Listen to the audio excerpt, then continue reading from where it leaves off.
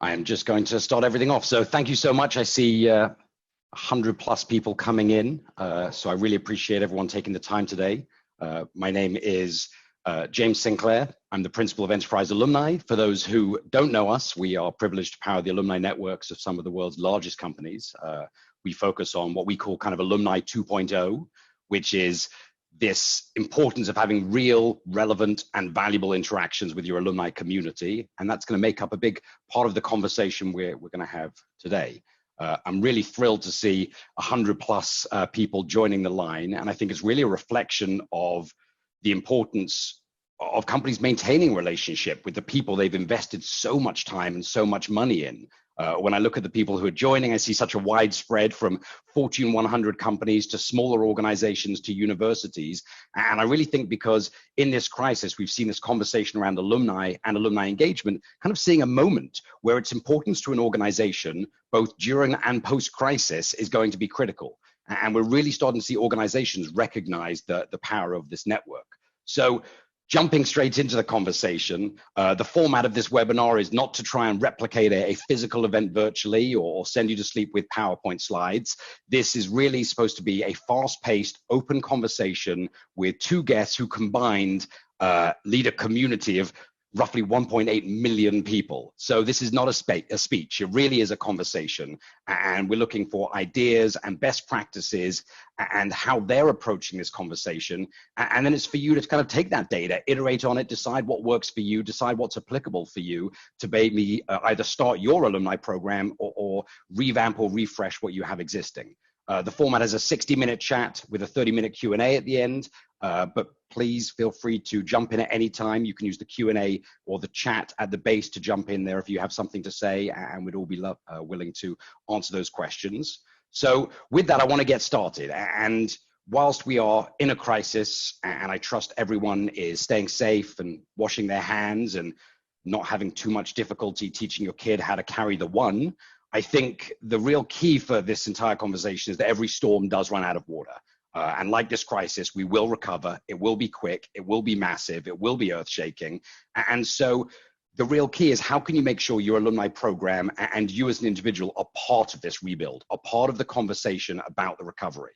You know, I think the rules have changed. You know, there's a whole way of working. There's a whole new paradigm, because if you just take something physical and make it virtual, you really can't be shocked that no one cares. So I think really what this has accelerated, this concept of you need to be helpful, be everything you should have already been, be human, be engaging. And now you have kind of no excuse not to be. And so I think the other section of that is your community is going to accept brand new agility from you, things that they might not have accepted 90 days ago. They might be willing to accept. This crisis has opened up an opportunity for you for the first time to potentially say, hey, we're going to try something new. Or do you have any new ideas? I think the upside of crisis really is innovation. So I think it's really important that you leverage that internally and you're crowdsourcing with your community. And this is a great chance for existing programs to go back to the whiteboard, to understand their purpose, understand their engagement, and for new programs that are starting to really get their wheels moving and understand what it takes to succeed. So the intent of today is threefold. The first is very functional to identify the key business levers that should be explored that can deliver value into an organization, what it looks like, where the ROI is, and why both of our guests actually have an alumni program. The second is to talk about how to make sure your alumni teams and you individually come out of this stronger. And more specifically, to make sure alumni is having its moment and you're part of that moment. And how can you be using this time to rethink your strategy or accelerate your transformation? And then the final piece is how do you make sure, and perhaps the most important, how do you make sure alumni has a seat at the table? For many people, their alumni programs are a side project, an offset of the business. They're not core to the business. I think this crisis has opened up an opportunity that alumni and this relationship you have with an army of people to actually have a seat at the table and be part of the recovery, given the tremendous impact it can have on an organization. So with that, I want to introduce my two guests and get going. Mike Destefano from EY, Andrea Legnani from Citi, apologies. And out the gate, I really want to let them introduce themselves. And so Mike, I think my opening question jumped straight to you, which is number one, thank you for taking this time. I know you're busy. I know there's a lot going on. It's really appreciated by me and everyone on the call to get insights into one of the most successful and largest alumni communities literally on the planet. And so your insights is going to be massive. I'd love you to give us a quick brief of who you are, your role, the team you manage, maybe a quickie on how you even ended up in this position. But if you could add in a little section about how your insights and perspectives and experience can trickle down to smaller companies where one individual runs the whole program and they're looking at you and being like, you have budget, you have people, you have all the stuff I wish I have. How does your experience trickle down to everyone? So with that monster opening question, good morning, Mike. Thank you. Thank you very much. And hello, everybody. And don't assume for a second that I have all the budget and the people that I want or I need. So let's not presume that at all. I think we all try to do the best we can with what we have. So I'm Mike Destefano. I'm a partner at Ernst & Young. Been there for 30 plus years and, served numerous clients predominantly in the financial services space. But, I think sometimes you just get lucky. You work for the right person, and that person is the person who has to decide who gets these roles. So luckily for me, that person happens to be Carmine DeCibio, who happens to be now our global chairman and CEO. So when he was running our financial services practice in New York, he had asked me if I would take over the alumni program in the Northeast. And I guess I had done enough of a good job that when he got promoted, he, decided when they set the new strategy that they needed an alumni program globally. We really didn't have one a number of years ago. It was really left up to every individual country and city to kind of do what they wanted. And some did a great job, some did absolutely nothing. And I was given an opportunity to come in and sit above all of those, probably what is about 150 plus programs in cities all around the globe, to try to bring some continuity to them, try to bring some consistent strategy to them, and more importantly, set some minimal level of behavior, right? Just, I don't think you can dictate some cookie cutter approach to every country, every culture, every type of alumni, right? Everybody's different. So I think it was more about, building a community across all of those cities and countries, and then trying to, all right, listen, we get, what are the big things that we're trying to all do, right? These relationships. And, I never really tried to dictate to anybody exactly how they should do it, because it's not for me to decide that something that will work in Paris, will also work in New York or Canada or South Africa, right? So, I've been very fortunate. And I think part of it, to be, I guess, candid, was I've always had a knack for placing relationships above everything else. Right. I think every organization has all sorts of type of people, right? The person who likes to execute, the person who likes to sell, the person who likes to sit at their desk and just answer very technical and difficult questions that nobody else wants to do, right? Somebody needs to be an expert in my firm on the state tax law of Iowa. That's not me, right? So I think, having demonstrated, early on that nothing mattered to me more than the importance of relationships, I think that just made it easy for me to step into this role, and I'll stop there. If I could force you, unfortunately, to answer into that secondary question, which is, does that experience running the regional territories, would that be the equivalent of someone who's an individual running their own program? I think you bring up something really important. It's not a franchise model, right? You know what? I don't get hung up on size and scale, right? I think if it's 1 million or 10, the effort is the same. Or the mindset is the same, right? I mean, we don't run this thing trying to think about 1 million people at the same time. We run it city by city, office by office. So yeah, if you picked, an office in Birmingham, in the United Kingdom, I mean, that's a small program, and it runs itself. It's not, so, it's really a collection of grassroots efforts of hundreds of programs leading up. I don't think of scale, to be honest with you. I don't think of the size. I think of what the goal is. And if I had to do it for 50 people, I don't think it would change my behavior one bit, right? Again, relationships being the most important aspect. Then the question is, how do I engage them, right? Now, obviously with large scale, I need to rely on more things like, my database, my web portal that people can come to and rely on LinkedIn. I need to rely on, messages that go out in newsletters and different things. Whereas maybe if the group was much smaller, it could be more hands-on. Everybody could go out and visit if it was a small enough number. But, right. The reality it still comes down to is how good is your data? Do you know where everybody is? Now, if it's small, they're all in the same city, that's fine. If they're not, that's fine too. But if you don't, I'll tell you, one of the best programs on the planet is McKinsey's. Their alumni program is outstanding. And if you talk to them, they'll repeat it over and over. Data is king, right? And their data is impeccable, right? They know where everybody is, everybody.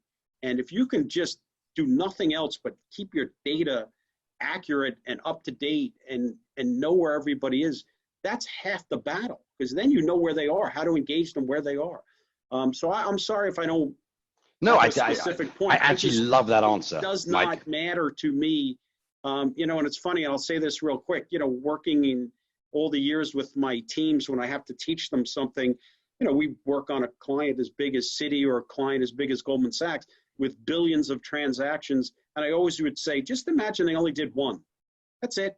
They sold one stock or issued one loan, something oversimplified like that. And then when my team understood one, then I just say, all right, add 10 zeros. And they're like, oh, it's the same, right? So maybe an oversimplification, but it's always been the way I've kind of looked at the world. Just try to break it down to one. What do I want to do for the one? And then I think everybody else, you just add the zeros to that one. I think you kind of actually nailed the answer which I was looking for. And as I turn this to you, Andrea, I'm going to ask a little bit of a follow-on, which is this concept of just serve one person with value, deliver value to one person, and then scale it from there. Instead of kind of, we talked about this in our pre-call, that you can't have a medium white t-shirt trying to serve everybody, otherwise you serve nobody. And so I think you're 100% right with your approach, and I appreciate that. So Andrea, I know you've had to sit on the line for 14 minutes on mute. I apologize. Thank you for joining. I really appreciate it. And I kind of give you that same question, who you are, your role, how it manages, and probably some add-on to what Mike said. I know you have some points there. Absolutely. So my name is Andrea Legnani. I've been with Citi for 18 years at this point. And my previous half of my career was all in corporate communications. So I've always been in public affairs. By the way, also the previous communication, the previous part of my career before joining Citi has always been in communication. The way I got into alumni is kind of weird. It kind of grew organically from the inside.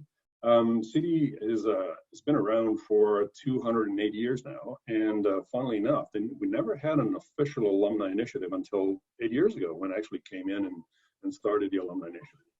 But at the same time, we realized that there were many informal alumni initiatives all over the world in 16 countries that were actually established with a president, with a chapter, with people getting together pretty often. And the fun fact is that whenever they tried to approach Citi, nobody knew what to do with them, because we didn't have an alumni initiative, and nobody's like, what are we going to do with alumni? Right? Because the stance has been for quite a long time, has been, well, if you didn't like us and you left, why would we care about you? And to a certain extent, we realized it was a resource that was wasted, that was lost into the open space. So there was an opportunity that grew from the inside. I was based in Italy back then. I'm Italian born and raised. We had an Italian initiative, and they were doing things with and for Citi, in the name of Citi, without Citi recognizing the goodwill that they were bringing back. So it was a question of just understanding what they were doing and trying to kind of grow the initiative organically from the inside and bringing it up to a global level. Once we had the opportunity to do this with the 200th anniversary that happened in 2012. And the alumni initiative was something that was launched together with the other celebration for the 200th anniversary. Then, of course, the year of celebration finished and the alumni continued. Why the change in focus before and after? Well, we realized that the world was changing. So we went from a sort of alumni as a feel-good thing. We have to do it because everybody's doing it and it's a good thing to have. It's a nice thing to stay in touch with people, to a more of a science. So we move from an art to a science based on, well, let's see what we can do together.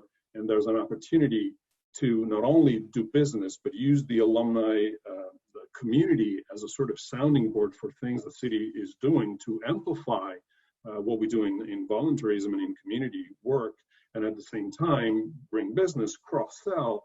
And the final leg of the table, I would say the third leg of the table, was rehiring. The world was changing while we were thinking about the alumni initiative. Younger folks tend to stay last on their job. I see it in the older generation that are part of the alumni network. They stayed their whole careers. They joined right out of school and they left and they retired from Citi, right? So they say 20, 30, 40, 50 years, 60 years. We actually have two alums that stay 60 years. So the younger generation stay on average 2.5, 3 years. So think about it. We spend money, effort, resources training these people, educating them, giving them a structure.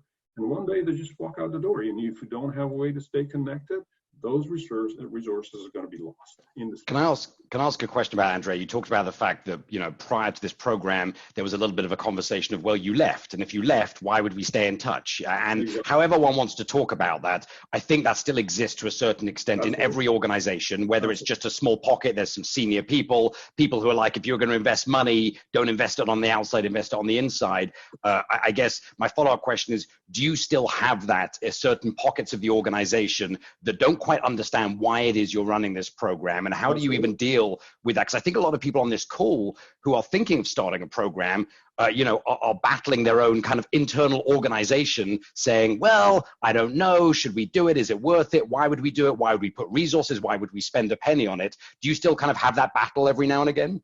Absolutely. We still face those challenges, but again, with the numbers that we have, and we can actually show and we can demonstrate that the alumni has a positive impact not only on business and on communication. So on all the way alumni and their social circles perceive Citi, but also on rehiring opportunities.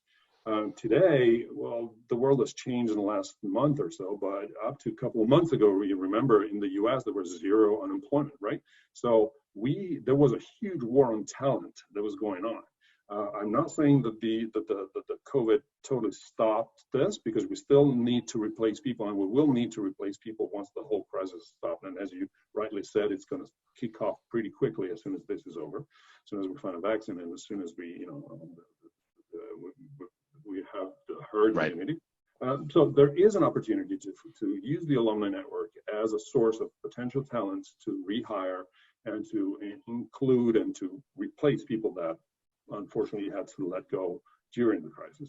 So essentially, the way to deal with the kind of naysayers and the people who don't understand the program is just to throw data at them. Here's our numbers. And for you, it's recruiting and rehires, it's brand advocacy, the people that share your social. Maybe, Mike, can I throw that to you? When you have these teams, how do you qualify the word ROI, or KPI? What does that even mean to you, to your program, to how this reports up? Let me just add something to the last comment. So, I don't love throwing a lot of data at people, because I like to throw people at people, right? And when I say that, it's a lot more powerful when I say to somebody, do you know that one of our seniors in our tax department, who only worked for the firm for 4 years, left and went on to become the CEO of Coca-Cola? That gets everybody's attention, right? Or founded Home Depot, or just bought the Miami Marlins, or is the CFO, or whatever. I don't try to throw crazy data. I try to throw impactful data, right? 95, current S&P 500 board members are former EY employees, right? Not a million of this or a million of that. And wouldn't it have been great, or wouldn't it be nice if we had kept that relationship warm over those years, so that by the time Doug Ivester became the chairman of Coca-Cola, we were much closer to him than we probably were, because he kind of left, he was younger. And that aspect of when people leave is important, right? I mean, Andrea is right.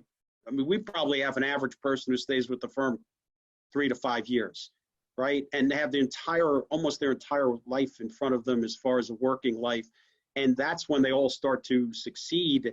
And then all of a sudden they become the CFO of one of your clients and you didn't even realize they used to work for the firm, which, so I don't want to say that it's always about something negative. Here's an example of somebody who, left unhappy or whatever. But I do think it's important to bring these people to life. I think it gets everyone's attention, right? Not raw data, but just very smart, like I said, people versus numbers. And the quality of the relationship that we have, so I'm sorry, Mike. No, go ahead. The quality of the relationship that we have with the companies, with the alums in their C-suite is much better. And that has an impact on revenue also. So yeah, no, I agree. I mean, listen, I don't care what anybody does, on this call. We're all here to, there's a profit element to it. Even a non-for-profit actually does need to make a profit, right? And, I always use the example, unless you, or Apple and you sell a product that is so unique that people are going to buy it regardless of their relationship with Apple and or Amazon. I was in a meeting once and somebody said their favorite company is Amazon, but they said they don't know anyone that works for Amazon. They've never met anyone that works for Amazon, but yet somehow they've created a brand loyalty. That's not going to work for most of us, right? We're people, we have to go out and talk.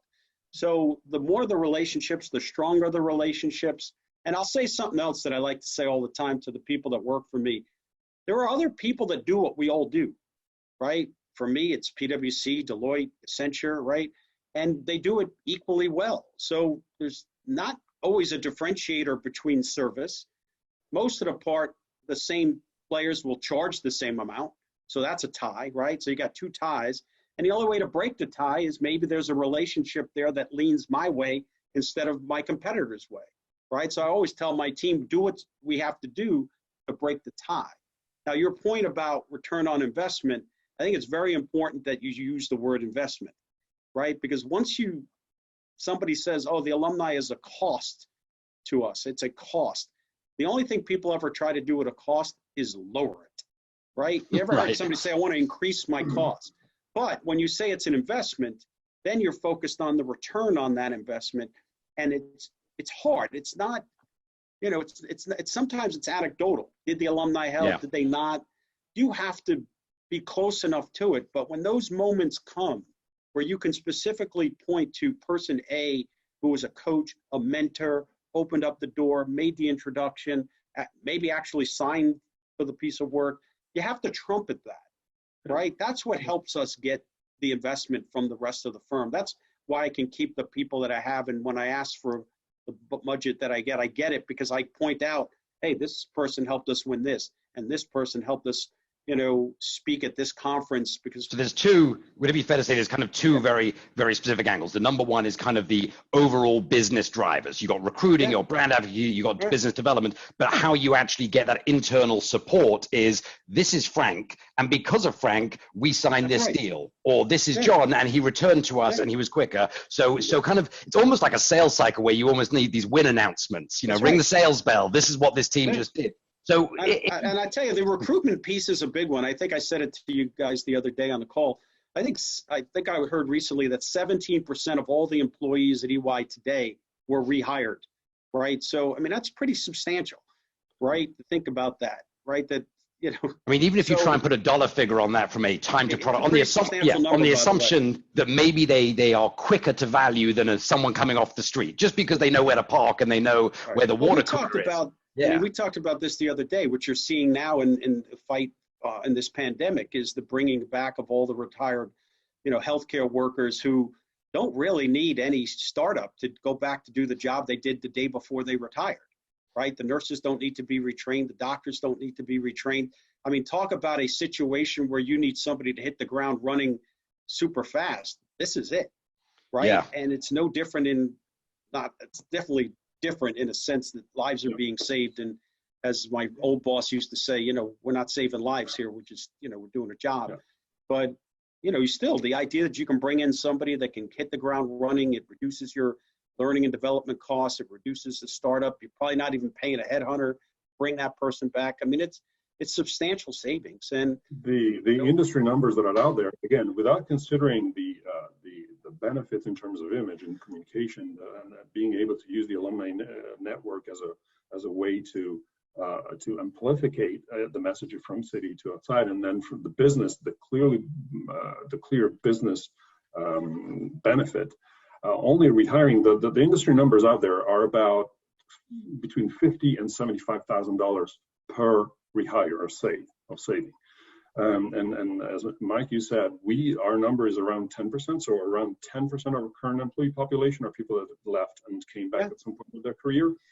And you just do the math. We are a 200,000 people company. It means that there are 20,000 people. And if you save an average between $50,000 and $75,000 each, you do the math. Would it be fair to say to someone thinking of starting a program that you start with the business case, which is if we were to hire 2% back, there's our kind of initial investment, and you then get more money and more growth through those win announcements. Here we did this. I mean, is it start small? I mean, you got a lot of people who know that this is the right thing to do. I think all of us on the phone, everyone who joined this webinar, it just makes business sense to be in touch with these people. But it doesn't mean that, the board says yes, or the CEO says yes, or the CHRO says yes, because they're like, well, is this a burden? Is this a new system? Is this a new thing? So I think a lot of companies, even very big companies, have a challenge kind of getting over the line to start their program. There's one thing that I would add here, James, if you allow me to. A good alumni initiative is not enough. To work well and to be effective, to produce results, the alumni initiative has to be geared into the company's DNA, right? Because I am the alumni director. I don't hire people. I don't do business. I'm not a banker, so I can't do businesses. And I'm not a communicator, so I'm not a professional communicator. Communication has been produced somewhere else and has got transferred through the alumni network to the alumni. So our job is not to hire people. Our job is not to find businesses, is not to do things. You need to connect with all the rest of the company and make sure that the alumni initiative is part of the DNA of the company. Because our job is to create opportunities for the businesses or for the other division to come in and do their business, which is rehiring, communication. You're basically a service for your organization. Your alumni is a service, which is we have this tremendous army who wants to come in and leverage, and they have to go through you as a gatekeeper. So if we talk about this kind of crisis, Mike, I see a question. I saw the head scratch that you may not agree with me there. And I'm going to I honestly, I just want to add to that. I couldn't agree with it more, right? The one thing that I did notice when I took over this role, and obviously before, and Andrea said as well, people were doing stuff. But what I noticed that a lot of the programs were where they were very isolated. They were very event driven. They were run by a very junior person who felt that the alumni program was just having 2 events a year. And when asked of the leadership and others, did they know they were out on an island all by themselves. So one of the biggest things I had to do was pull everybody in off the island, right? And the other thing that I'm very consistent in my thinking is I don't talk about alumni relationships in isolation.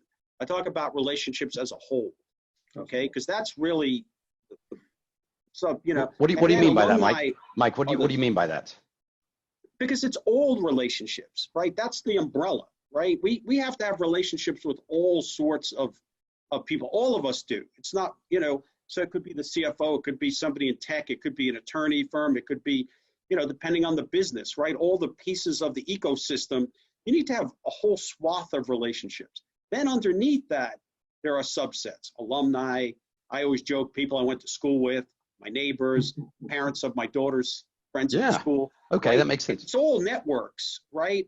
But they all fall under the same umbrella. So if you emphasize the importance of relationships in general, and you just get that built into everybody's DNA, relationships are important. I need to maintain them. I need a strong network. Alumni then, just becomes one channel. Once that culture is set, then the alumni program is just easily plugs right in. And I couldn't agree with him more. Where we get more traction every day is when somebody else in the firm talks about the alumni program other than me. Yeah. Right? My voice is good, but my voice doesn't carry anywhere near the same weight as the CEO, the CFO, and anybody else in my own organization. And when I can get my CEO to put out a message like he did recently to all the alumni globally on the COVID and whatever, that's very more impactful than when I do it. Yeah, we right? just so had this a idea that it's not Andrea and I running the program. Yeah, we're running a program, and we have a role to play. We're advocates, right? My boss used to say, your job is to agitate for the program to make sure, the squeaky wheel gets the oil. But it's not my job actually it's bigger than, it's got to get it permeated into all the pieces of the people who are actually out. It's the only way to deal with the numbers. So what about for many alumni leaders and that aren't as senior as you, that don't have the weight, that didn't get hired by the now, CEO or the chairman. So you have someone who is, I have someone on the call who just pinged me a question that said, what about me? She is amazing. She's part of a vocational training program, part of a rotation program in her organization. She is amazing, but doesn't pull weight. She has a process. She goes to her boss goes to her boss. And so the ability to insert herself in the conversation and the ability to fight for, these strategic objectives, whether or not we all agree that this should be a board level strategic objective, for many companies, it's just not. It's Jackie and Frank in the basement on an Excel spreadsheet, and we wish them luck. I guess the question is, to what extent does this crisis provide an opportunity? And what I mean by that is an opportunity for all the alumni leaders to essentially rise up, to re-strategize, and to basically insert themselves into these conversations. Doesn't matter your rank in the organization, the ability to go out to these groups that you're talking about, Michael Andrea, actively and say, I have this army, I think they can deliver value for you. What should people really be doing to make sure at the end of this, they come out stronger, they come out bigger, they come out better, where people are like, holy shit, this team, I didn't even realize they existed. I didn't even realize the impact. They have 1,000 people. Like, what should they do? Like, as in to rise up, I guess, a little bit. There's a question in there somewhere. This is a huge challenge, but I'm a strong believer of the brand, right? So it's not the stronger companies are the one that were able to survive their founders or their spokespersons, right? And think about Apple. Apple is still alive after Steve Jobs died. The issue here is to make sure that the alumni initiative is relevant and has a role inside the company. I don't know what you think, Mike, but my main challenge is to make sure that the alumni initiative remains relevant and becomes a sort of cog in the whole mechanism that makes the company run. Also when I'm gone, right? When somebody else will take over from me, because it will happen at some point in the future. So how do you do this? With data. Show your different stakeholders internally that each have a part and each can have a benefit from it. So if you can use data and you make sure that you understand the connection between the engagement and the business, whichever the business might be, which is, again, increased communication or better image or better business, sales, or rehiring, then you reach the goal of making sure that the company understands the relevance of a well-functioning, well-oiled alumni initiative. So do you think that someone who is an alumni leader at a program should literally be putting together a one-sheet report on like the value drivers and walking upstairs to people above their pay grade and saying, this is what I can do for you, literally, let's go? Do you think this is the time that essentially they're never going to have another chance in their, hopefully we pray, another crisis like this in their lifetime, where because I think the rules are gone. There is no rule book. Louis Vuitton is making hand sanitizer. So is this the chance for essentially alumni programs to knock everyone out the way, to forget about the hierarchy of their organization, and to walk in to the business units that you've talked about, recruiting, social, sales, BD, and say, this is what I've got, this is what I can do for you, how can I help? Yeah, I think it's very important that you use the phrase, how I can help, right? This is not, when I sit there and advocate, if I advocate the wrong way, then it sounds like I'm a whiny baby who wants something, and that's not really helpful to anybody, right? And if you understand your organization well enough, you know exactly where you could be helpful. You already pre-thought it. Now, if you're an individual and maybe you're not as senior as I am or been around as long as I am, I think that's fair. And perhaps you can find somebody that you can align to that can help strengthen your voice.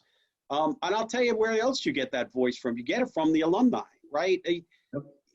We didn't have a lot of senior partner engagement in our alumni program when I took it over, even back in New York, right? And what I did was I actually grabbed a group of very senior alumni who were willing to, get more involved than others, and said, hey, we're going to, we created a little bit of an external advisory council, and that advisory council would meet a couple of times a year. And senior leadership had to show up, right? When you think about the people we had in the room, right? I'm just going to make sure that point, Mike, I'm just going to make sure I'm very clear, because that's a really key point. Number one, find your sponsors, find your advocates, wherever they might be. Number two, you talked about this external steering committee, which had power in either numbers or hierarchy or strength in what it was, and they forced the company to pay attention. So leverage your alumni back in. It didn't force it, but it just, when you go to a leader and say, by the way, I'm just telling you, the CFO of X, this one and that one are coming, they deserve your presence. And I met with a lot of alums in my early days, and they felt that they weren't recognized by the firm and by our leaders. And these were very senior people, including a very senior executive where Andrea works. And I remember leaving her office, and the first thing I did was call my boss and said, you need to call her. Right. And it wasn't me. It was who I was talking about that got his attention. And I think, listen, I get it. Right. And I don't think I get all the attention that I'm somehow projecting that I am. I don't. And because there are 1,000 other priorities that go on every day in every organization. And let's be honest, right now, there's some survival priorities going on right now. I think what I've been doing, again, my organization, it fits, is that I think relationships are paramount to our success. So by, sending a note to our US CEO today and saying, hey, I think it would be important that when you emphasize our need, and we say it every day, right? We get leadership comments, be close to your clients, stay close to your clients. I've just asked her if she'd be willing to add another sentence and saying, and especially our alumni, because, they're special to us. Yeah. And this idea of making our alumni feel special. So I do basically, as alumni leaders, you are just consistently advocating for your program. Right. You're consistently finding sponsors. You're consistently raising the voice, and it's got nothing to do with seniority. It is hustle. That is what it is. I mean, would that be a fair statement? It's just, it's pure hustle. And with hustle comes seniority, which makes the hustle perhaps easier. But I think it's helpful. And again, if you as an individual are not sure, right? I don't, 280,000 people all over the world. I don't know everything. I find somebody who does. And I say, help me understand that initiative, or help me understand that initiative. And then it's on me, or for me to get advice from somebody else to understand how this program could help that initiative, whatever it is. If it's, we want to get closer to the board space. Well, you know what? We have a lot of alums who are on boards. They can help you. Oh, I didn't know that. Or it could be, we want this new project in tax. Well, we have 40 tax directors for alums spread across the country. Why don't I reach out to them and ask them what they think of this initiative, right? And then all of a sudden, you show the value. And I want to be very clear about this. It may be easy to say I want to show the value because person X bought $1 million worth of work from us. That's irrelevant. It's also, it's the extension of the network, right? I always say I don't have to know the right person. I just have to know the person that knows the right person. Right? That whole Kevin Bacon 6 degrees of separation. And, you sit there on any given time, you're trying to chase a new piece of business, you're trying to meet somebody, you're trying to break into a new market, and you're like, God, who do we know?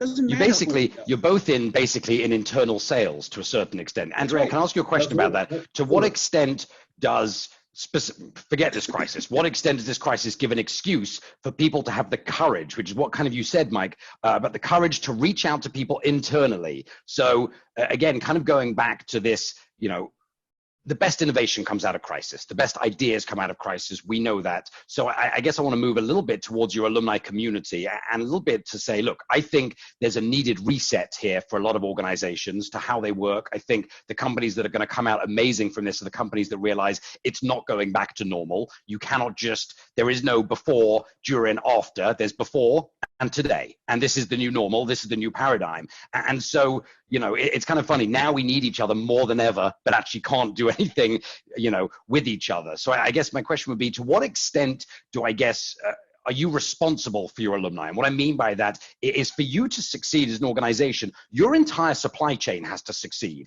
Every partner, every vendor, every customer, everyone you do business with also has to rebuild. So to what extent are you starting to externalize or think about externalizing your alumni that says, look, we don't have the right role for you here, but actually we have these partners, we have these vendors, we want to place you because you being employed is amazing for us, but you being employed as someone in our ecosystem essentially is critical to our recovery. How is Citi actually thinking about this conversation in scope of the problem that we're going through? So let me put a very quick citation here. I'm a fan of the Red Hot Chili Peppers. So one of the famous songs says that destruction leads to a very rough road, but it also breeds creation. So yeah, we have an opportunity here, right?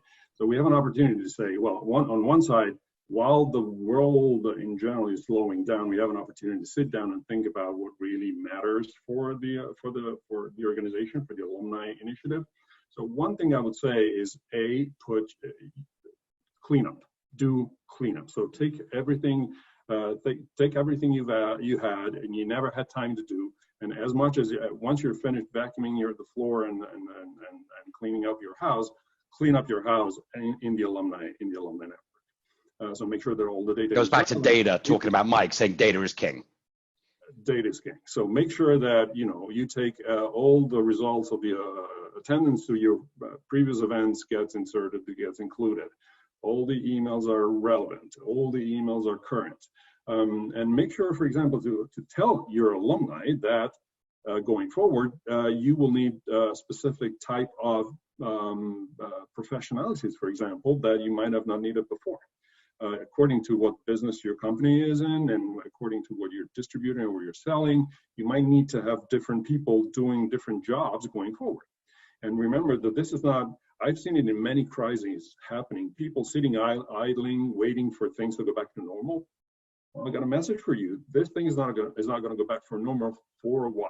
And this might be in the new normal for some time. So you have the time to sit down now, take a look at what you have, make sure that you're prepared, talk to your reference to your stakeholders internally, and then work together towards what can we do for you the moment when the whole thing kicks off, but also what can we do in between, in the meantime. Do we need to replace people that we have lost today? Do we need to have temp people? Can we hire temporary people to replace those who can't work right now? Do we need to hire younger people going forward because most of our business is going to be translated to online?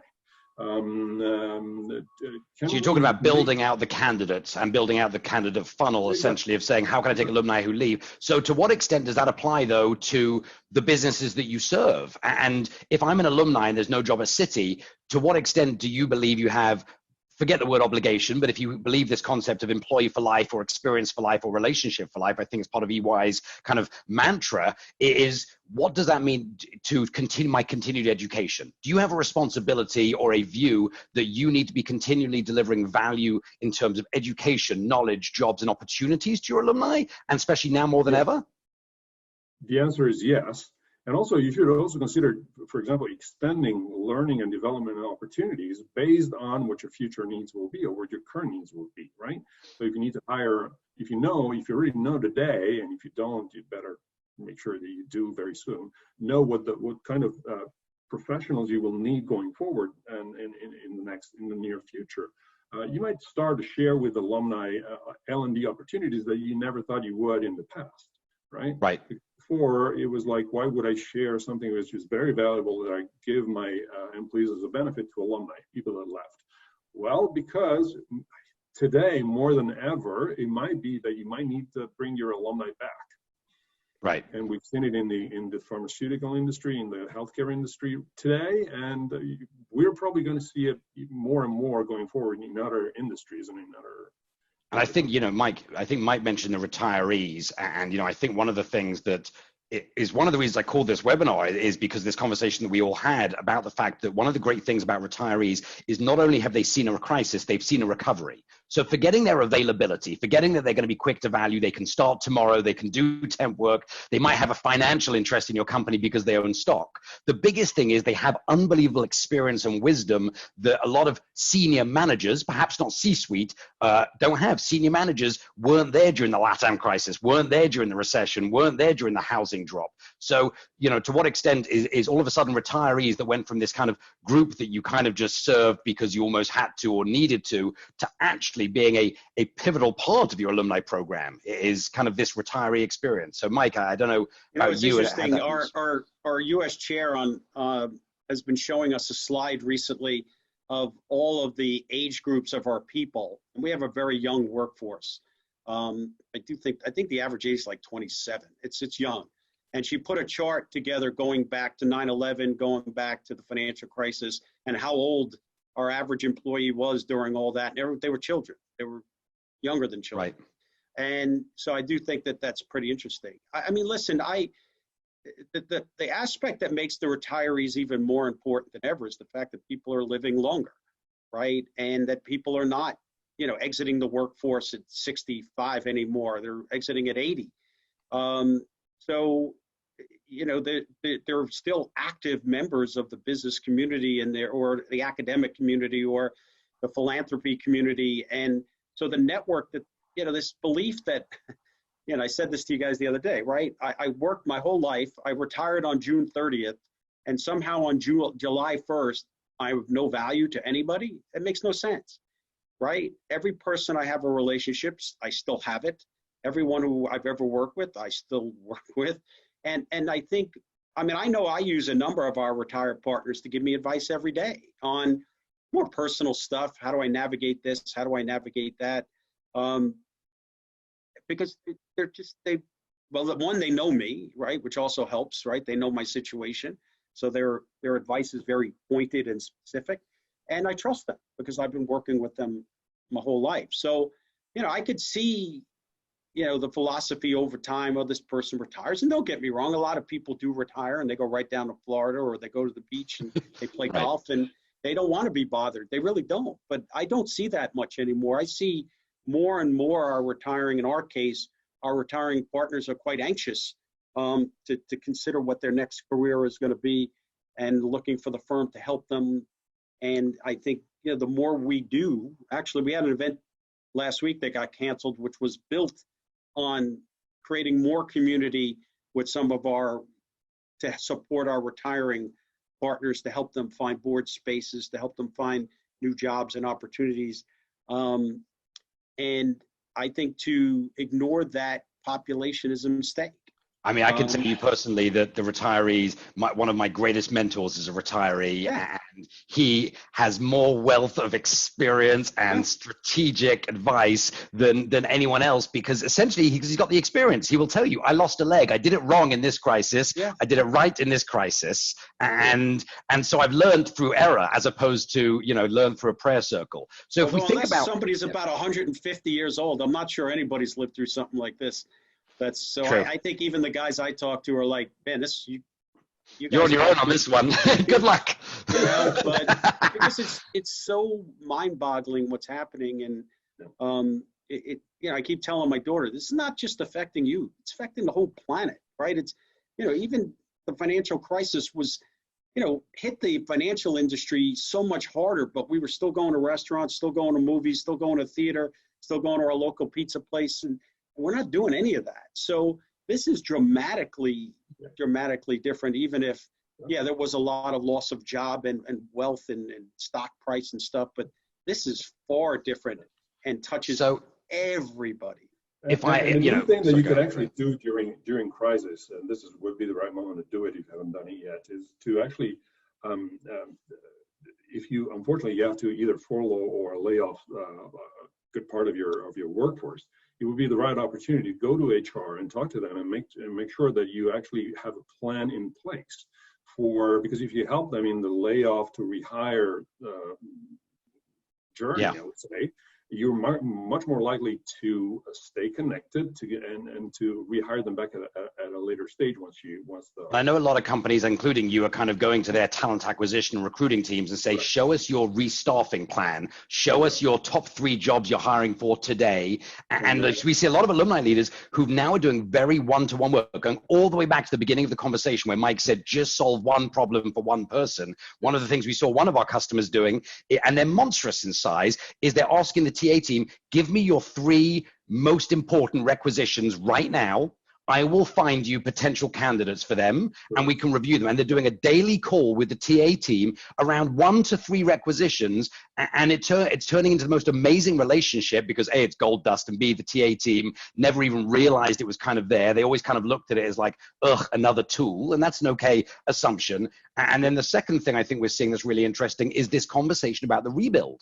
The fact is that people are going to need to staff a lot of people very, very quickly. And so going back to what you said about cleaning, this is the time to clean your data, organize your data, manage your cadence, manage your strategy so that when you need to pull the trigger and you pull that ripcord, your plan executes. I think one of the biggest mistakes a lot of alumni programs make is what I would call kind of random acts of marketing or random acts of doing something where there's no structure. They're like, someone comes in and says, I need something, and the alumni team kind of scrambles together and a newsletter pops out. And the trouble with that is when there's no cadence and structure, it's difficult to measure, it's difficult to manage. And so sometimes, we talk about this all the time, Andrea, the difference between kind of correlation and causation is something that's really becomes super important. So Absolutely. If we think about what you guys have told us so far, I just want to recap it to make sure that I'm clear. Number one is, as an alumni leader, doesn't matter where you are in the organization, you have to be an advocate and a hustler for your own program. You have to have the courage to knock down doors. You have to have the passion to go out and find people and stakeholders that are going to support and amplify your message. You have to lead in with how can I help you, value, data, and sometimes that's big data in terms of 15% of our workforce are returners. Sometimes it's Frank is now, the CEO of X company. These are the tools, actually. Yeah, and these on data. And we are, as an alumni, I think that's the most important part, a service to the organization. In the same way as you have IT and you have HR, you now have alumni relations, and we are this untapped tool. So with that, I want to talk a tiny second, or I want to finish off this before we go into the Q&A, because there's a lot of amazing questions, which is, okay, so someone who doesn't have a program today, they're going to turn around and say, cool, I launch it tomorrow, but I'm not going to suddenly have 1,000 people in there. I'm not going to suddenly be able to use this as a staffing plan. Is this the time to start a program from scratch? My position is just start something anytime. There's no bad time because it's more than zero. But is this a good time to be starting from zero when everyone is so busy? How do you walk into the CHRO's office and say, hey, I know you're busy, but I've got a fun idea? I don't think it's a bad time. I mean, I think you got to be respectful that whoever's running whatever organization they're running right now, they're trying to make survival decisions. So you got to be, respectful of the priorities. Yeah. But I don't think, I also think you could jump from 0 to 1,000 people in 5 minutes because again, if you just put a little bit of effort into the data, the people are there. It's not like you're a new organization that started today and you have to wait 10 years for people to leave. If you were an existing organization for years and people have left and you just didn't keep track of them, and you could put some effort into finding them on LinkedIn or through current relationships, that number could move fast. Yeah. Right. And all of a sudden you go from 0 to 60 in no time. And it's quick data exercise. So you're not even asking for thousands of dollars and hundreds of people. Yeah, I think you could ramp it up fairly quickly. And I would say that there are other two things, actually. One is that people probably have more time at their disposal, so they are more likely to kind of engage. And they're bored. Some of the people might be bored and looking for something else to do, and maybe being invited to join an alumni network and understand the reasons why and see an opportunity might give them some hope, might give them some reason to live another day. And so why not? It could be the right time to do it in the right way with the right amount of support, I would say. But, So I think you've created that framework. I apologize because I've been looking at some of the Q&A and chat stuff, and while I know we're going to get to them specifically, there are 2 points that I want to speak to that I think are really important. One, the entire alumni program hinges on how you treat the people while they're still at the organization. Absolutely. Okay. Somebody made a comment about, people who were redundant and let go. And we do let go a lot of people, right? I mean, or people leave because they're not going to make a certain level. So we didn't really fire them, but we did. And, I can find examples, and I have, of people who are beyond bitter at the firm. Okay. And so I think it's really important about the culture that you have while people are there and how you treat them, with some level of compassion as they're walking out the door.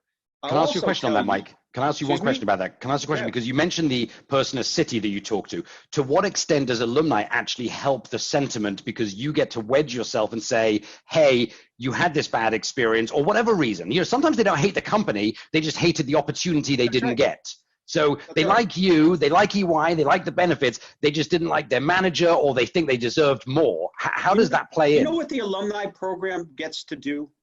When I show up somewhere, when I do it myself or somebody on my team does it, we're not there to sell you something. We're not there to, there's a different agenda, right? People will meet with me all the time because I'm not really there to sell. I'm actually literally there to talk to them about their experience. And I think it's that effort, or, reaching out and trying to put an olive branch somewhere in the process, because people are, I always make a comment. Right? I'll come home and I'll call one of my mentors and say, I'm really pissed at the firm.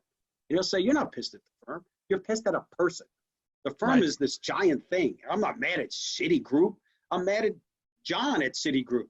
Right? And once you narrow that down, you find out that people who have left, they're not pissed at the firm. They're pissed at a person, or pissed at, maybe in general.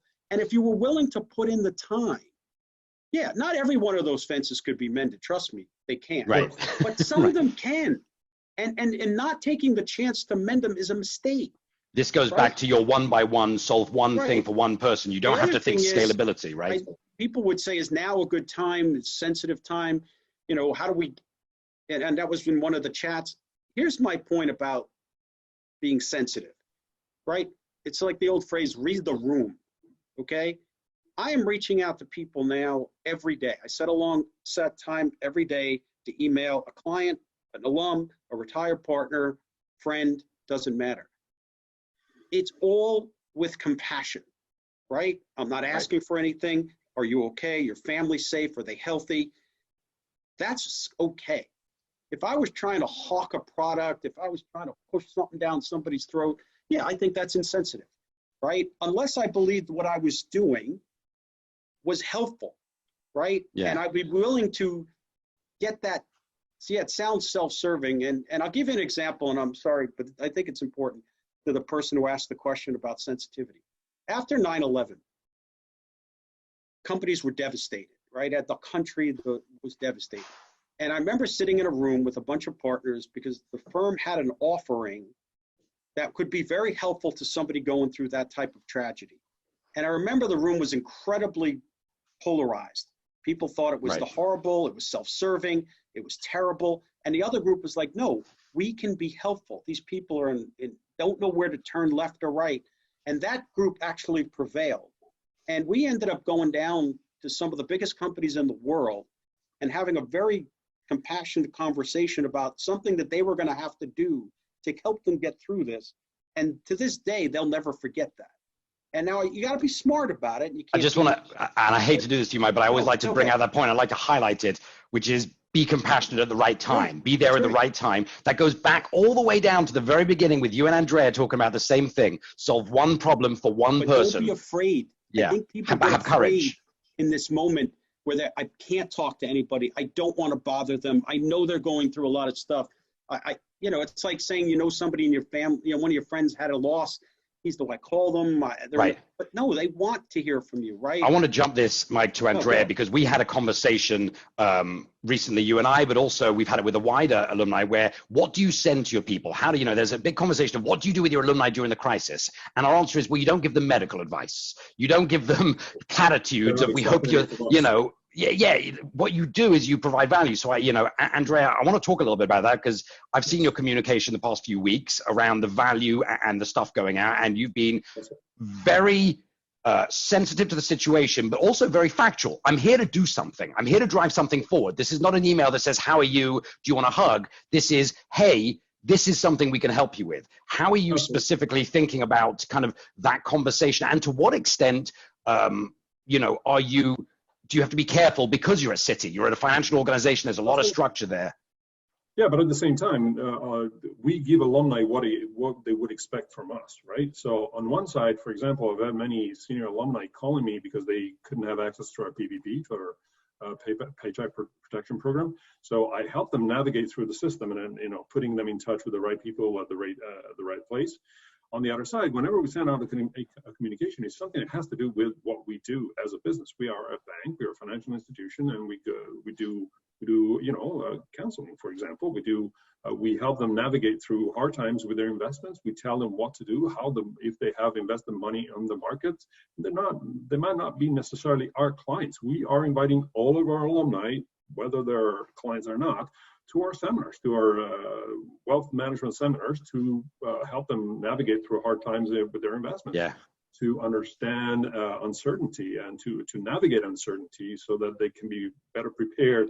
Well, don't take any decision and too fast. Think about it and you know, help them navigate through hard times. I think that word help is important, Andrea. I'm sorry, James. Just one thing about innovation that's going to come out of all this is, you know, people are going to see or learning what they could do remotely and not do remotely. Oh yeah. And obviously, you know, I was talking earlier about events, or you know, we do a lot of internal learning in person, big scale learning. That's all getting moved to be more virtual. And once we get that to be more virtual, the ability to then push that out to all the alumni just got a lot easier, right? And a lot less costly than, right? We can't invite thousands of alums into our building for training, but we can, you know, just add another spigot to the a little bit of strategy. And you know, a little bit of strategy we're seeing, Mike. Really good innovation that's going to come out of this. And by the way, I think it has to come out of this because I think the days of big gatherings are going to be limited for some period of time. Not indefinitely, but in the immediate future. I want to talk about that because that's a question here, which is we've seen and we've been putting out this strategy that basically says move to everything you've just said, which is, you know, this hyper focus. Instead of focusing on a massive ballroom with 1,000 alumni, focus on a table of 6 in a restaurant. Yeah. And micro communities where 6 people are unbelievably engaged versus 500 people who are there for the free canapes and cocktails. And so I think what we're seeing is this movement from scale to actually hyper-focus, micro communities, micro value. But I want to jump that into a question. I'm just going to speed through some questions. I might go one by one if that's okay with you. Yep. So a really good question that I'm going to start with you on, Mike, is how do you get people to care? And what I mean by that is they left 10 years ago, they left 15 years ago, they know the EY alumni program, they've got enough money, they've got their network, they know you directly, they play golf with a couple of buddies. Like, why do I need to join this thing and give you my data? You know, how do you kind of sell that value proposition to actually get people to say, this is worth 2 minutes of your investment of time to join this program? See, I think this is where actually these crises help, right? I don't want to put any positive spin on these things. This thing stinks, okay? 9/11, financial crisis, I wish none of them happened, right? I wish nobody had to go through it. But I think they make people understand that they're not as independent as they think they are, right? I don't need anybody, I'm good, I got it covered, I have my network. I think a lot of people felt like that before each and every one of those things that I just mentioned. And I think this emphasis of you never know who you're going to need until you need them. You can't call them if you haven't spoke to them in 10 years and say, hey, I need a favor, right? I call it whatever you want. Call it an investment in a giant favor bank that you're going to collect on or may never collect on, but at least you know you have it, right? And I think it's really important. And I also think the world is so much more connected now that nobody's network is perfect. And everybody could add and supplement to that network every day. Yeah, there's a group of people out there who love the organization, will help them blindly. I see our clients who just love us and give us everything. You know, and then I see others who say, Mike, you don't have to, I don't need to be a part of the program, but I'll still be that person. And then there's others, and that's where obviously the value is in that small piece of the pie that, you know, maybe got left because they were let go or didn't get the promotion they wanted or left 20 years ago. But I I think we're in a different universe. I think networks and relationships matter. And I don't think they just matter professionally. I think they matter personally.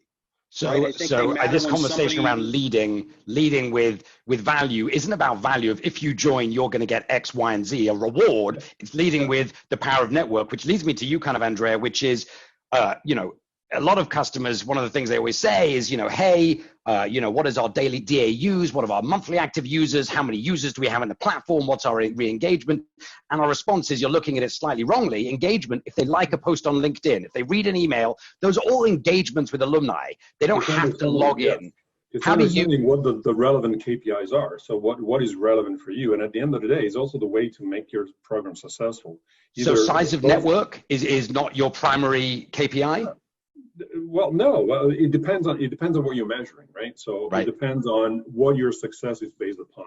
So my success as an alumni initiative is to engage with people. So you have to measure the way you engage, the way your actions have an effect on engaging people, right? So, and you probably know that I teach business communication at Baruch College in Manhattan. And one of the things that I keep telling my students is the way you engage with people is by telling them at the very beginning what's in it for them, right? And if you use this very simple piece of advice, both internally and with alumni, making people understand what's in it for them, you get engagement from alumni, you get engagement from internal stakeholders, and you get business engagement, basically. Yeah. So, but you need to really understand what is relevant for the different type of alumni you have. Again, we are a very democratic alumni network.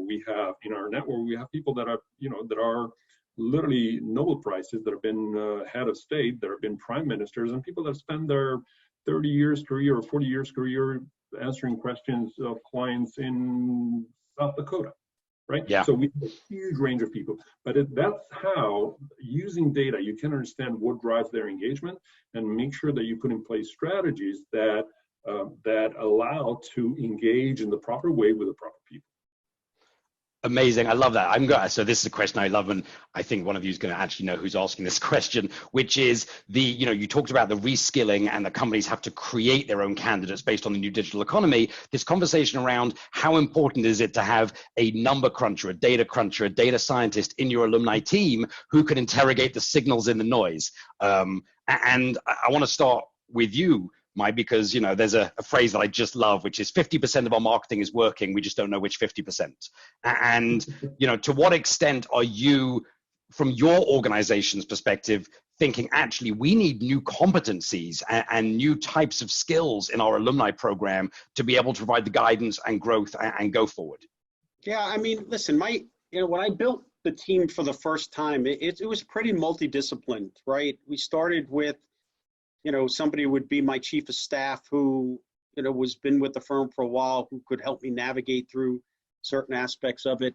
We actually pulled in one of our clients serving people who wanted to do something different.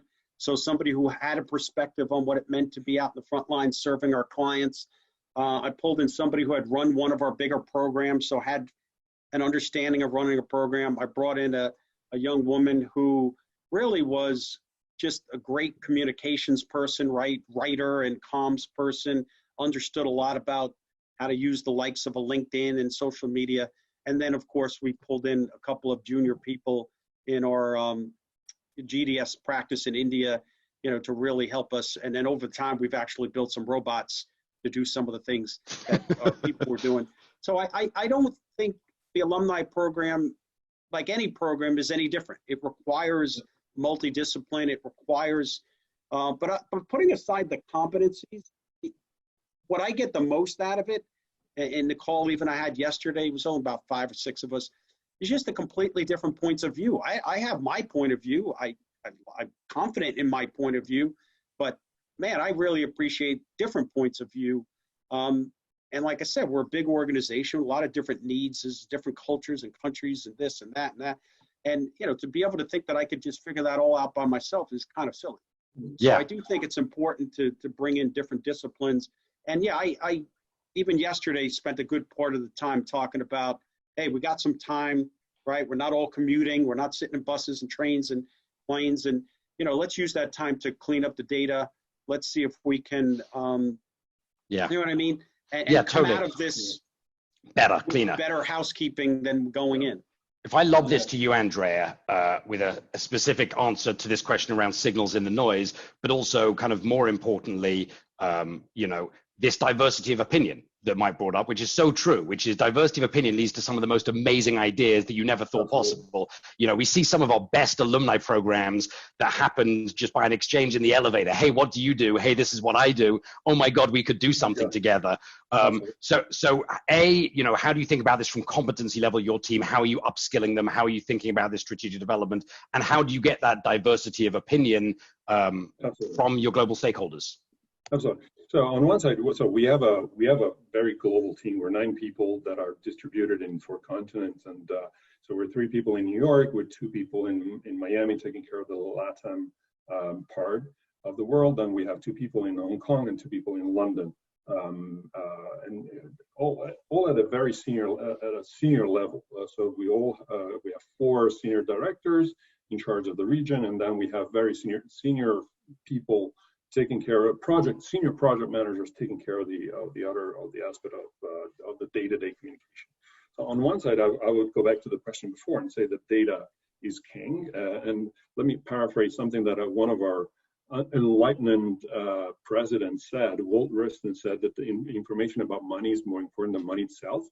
And I would paraphrase that to say, you know, information about alumni is even more important than alumni themselves. So if you manage to get that data and understand why people are behaving in a particular way and what drives their engagement, then you're also able to focus those small budgets that we all have. Everybody thinks that because we're a city, we have a huge amount of money to spend on the alumni initiative. That's not true. We have a limited amount of money, and we need to make sure that the amount of money is as much effective as possible. So can I ask you a question on that, Andrea? So I want to ask you a question on that, because I think that's really important. The grass is always greener. You know, there are people who are the only person running their 300-person alumni program, and they're like, ugh, if I was just Andrea with 9 people and budget and resources and an intranet, God, my life would be so much easier. The answer is actually there's pros and cons on both sides, which is you don't have potentially as much agility. You don't have as much. There's things that you lose that other people have, and vice versa. So when we think about, and this question has come up a number of times now in the Q&A, is, okay, cool, I want to start a program.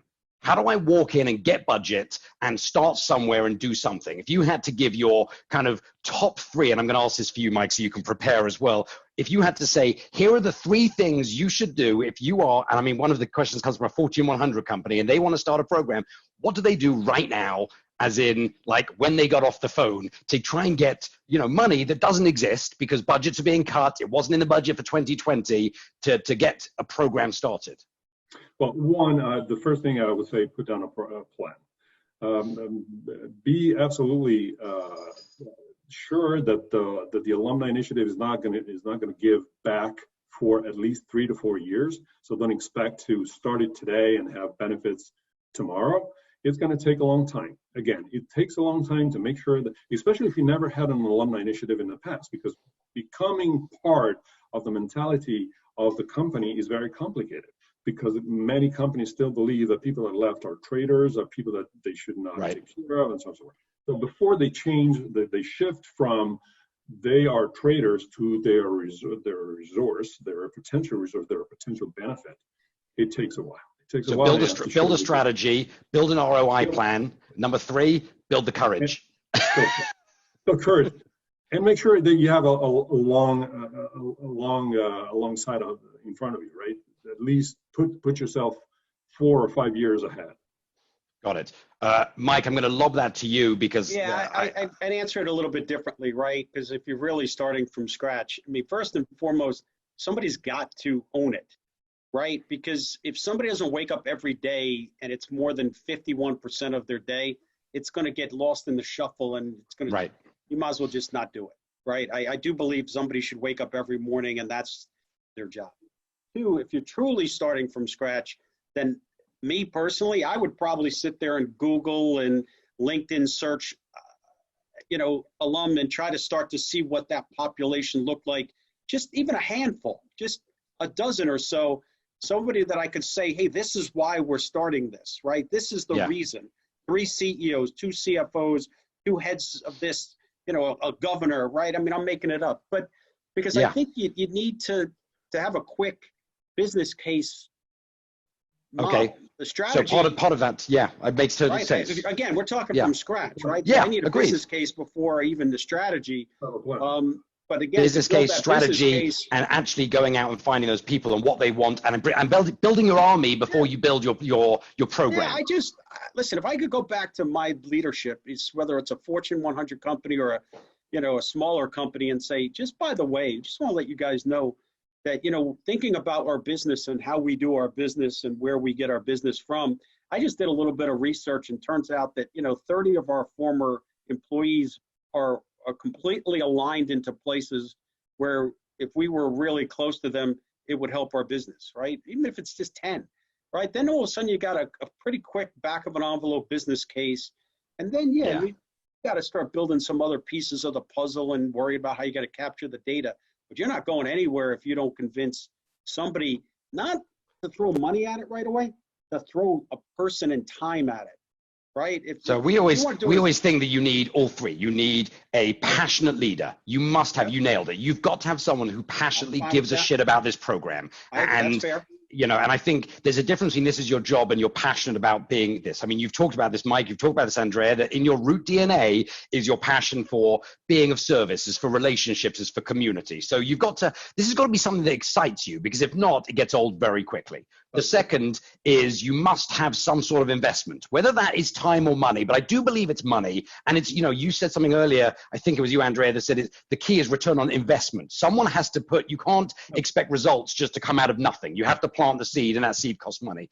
But the third thing I think you have to have without fail is an executive sponsor, someone who is going to take your cause and run with it and get you through all the obstacles, the red tape, and the crap that exists that prevents big companies from moving in an agile way. So I do think that you have to have all 3, including a little bit of money, because otherwise you're kind of trying to make something out of nothing. But I do believe you've added a new one that I think is really important, which is also courage. The courage to walk in and open the right door and say, this is the right time, and put it on their desk. And this now comes down to you as an individual having the ability to build that out and build a very simple presentation. I mean, we just saw one from a company where it literally was 3 slides. Here's the ROI, here's the business benefit. And by the way, 4 ex-presidents came out of this company. And I was like, oh my God. I was like, open with that. It's funny you say that. When we were looking at schools for my daughter, I Google searched them all, and the first thing I looked at was like who graduated from the school. Not that it made a difference necessarily, but it was more of a fun thing to do. Now, there was a question that I saw, which I do think becomes more important, not maybe on day one, but a lot of people do this with spreadsheets and pads and pens, and at some point you need something, whether it's an app. I mean, we have a portal that we use. I think we still have some things that we keep moving in the right direction. But you think about the universe that you live in right now.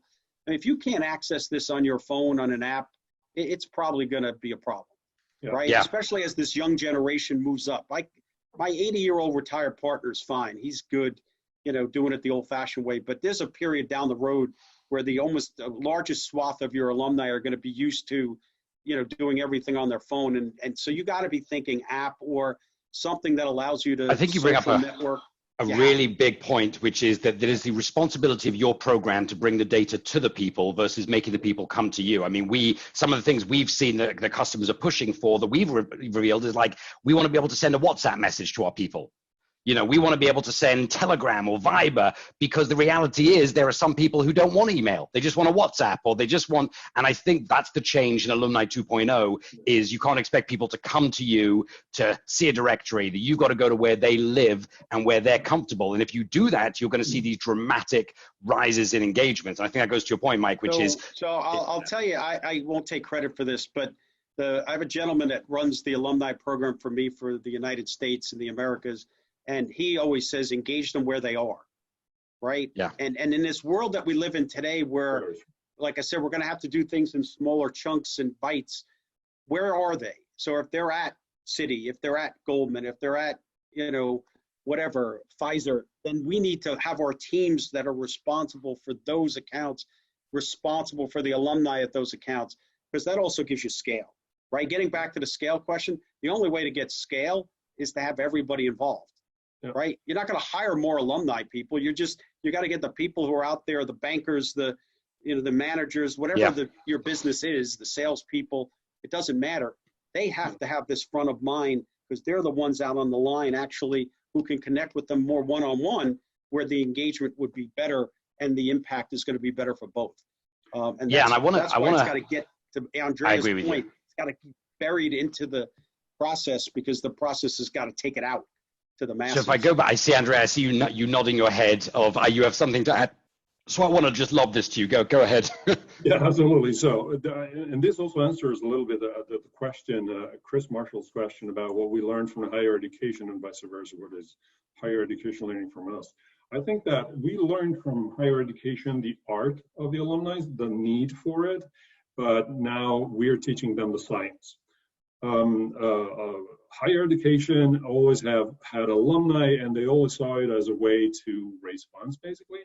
But they have a huge problem. They have very old legacy platforms that they find very hard to get rid of. And the second one is that before, in our case, alumni become alumni and effective alumni day one, the day after they left. In Mike's case, actually a consultant that goes to work for a client becomes a client the day after, literally. Right. We see it in a couple of years' time, a potential return to work for us, 2.5 to 3 years. Higher education, see people that are leaving the university, that are leaving the institution, then there are like 5 years where they have to pay back for the debts, and they can be effective funders, right? They can raise funds for them. So. And they kind of tend to lose the grip, and they tend to use a cookie cutter approach by shooting out emails saying, "Hey, remember about the university and what we did for you? So give us money." This vanilla plan. I think you've been really big about all the stuff. I've listened to you a lot, Andrea, talk about three things, both on this conversation and prior. Number one is there's no such thing as a one size fits all. That just doesn't work. And if you do that, you're just basically commoditizing alumni. There's no value joining yours. The second thing I think I heard you talk about, which I thought was really important, is I think the reason that a lot of educational systems are looking at corporate alumni is because it's been the same for 100 years and it doesn't work, and something has to change. And so they are using the same drivers. Basically, they're using the kind of B2C e-commerce model is what we're seeing alumni relations become. We are seeing on the sites, the sites that we develop, there's exit intent. That if you come to the page and you leave, it's going to say, hey, before you leave, can we get an email? All of these things are not net new, but they're net new in alumni relations. And I think what we're now seeing is the maturity of all of these programs saying, look, the old model of alumni was, here's a directory, here's some news. But the reality is now, 10 years later, you've got LinkedIn, you've got Google, you've got news everywhere. Now it's about what value. How do you engage with me? Going back to Mike's point, whether it's mobile, whether it's WhatsApp, and making sure that the technology makes it so simple and so easy. I think that's the other thing people forget is, is everything's about, they're doing you a favor at the beginning. When they sign up, they're coming in, they don't know what they're going to get. They don't know how amazing or how bad it is. They don't know whether Mike's going to reach out or you're going to reach out. So they're taking a little bit of a gamble out the gate and coming in. And so it's your responsibility every time they enter your portal to give them this tremendous experience. And I think that's where we're seeing the alumni market move, whether it's educational or not. Here's where I think I think there's a lot more similarities between the educational program than everybody thinks. Because even people who leave our firm at a relatively young age, they still need a few years in the workforce before maybe they'll be as impactful. Not saying that they can't be a source of information, but that's part of where we've dropped the ball, right? People left as a senior, they were 25. We said, have a nice day. And then all of a sudden they're 35 and they're running the company. And we're like, oh, we should have stayed. So this is where I do think the schools are trying to get smarter about it, right? I think the schools also, if they can hit one home run every once in a while because one alum gives them 20 million, it makes up for the thousands that don't give them anything. Yeah. But, I think that's short-sighted because, you can hit 10,000 singles in this situation and maybe even raise twice as much money than hoping that that one person writes you a check for. Well, I think people always forget, you know, Kobe missed more free throws than he made. That's right. You know, it's that conversation. Yes, but you know, but Kobe probably made more free throws than you know, but people are remembered for the wins type of thing. You know, I people, think that's fair. Not the chances they take. So, and I think your education point is really valid. Is this old way of saying, hey, you left, you owe us money, or donate. You know, we're going through this with a lot of universities, which is, well, you've got to train your people. You know, train them of what it means to be a donor. Donor doesn't just mean cash. It might mean time. It might mean network. It might mean resources. You know, why don't you try things like recurring payments? So we have one university where we're like, just when they leave, try and get $1 a month from them. The first dollar is the hardest dollar you can ever get. Once you've got the first dollar, everything else is uphill from there and becomes inevitable. So a lot of this kind of program, whether it's corporate or whether it's educational, all comes down to the things that both of you have talked about. And as I wrap up this call, it's really about having the courage. It's about having the data. It's about making a move. And really, now is your time. You're never going to get an opportunity again to rise up and basically say, we're in a crisis and my alumni team or my new program that I'm starting today is going to benefit this organization in a positive way. And so, you know, as we wrap up this call, I want to thank you both tremendously for being, you know, open, for giving candid perspectives, good, you know, bad and ugly. I think it's really important that people hear that. My advice for people who are starting a program is find these two guys on LinkedIn and ask them for some help because they know the game. Given.